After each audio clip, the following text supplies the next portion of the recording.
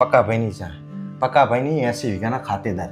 હા તે પક્કા ભાઈની મહિનાની ઇન્કમ રહી 5-7 લાખ રૂપિયા. તારા ભાઈઓ બે બચારા કામ નોકરીએ જાય 20,000 ના પગારદાર. હા તે શું થઈ બે ગયું સમાધાન કરે આ બે વસ્તુ. હા પણ મુએ પક્કા ભાઈની 7-8 લાખ એ તો 10 લાખે કરે. પણ તારા ભાઈની પરિસ્થિતિ જોજો 5 વીઘા જમીન હે બચારાની.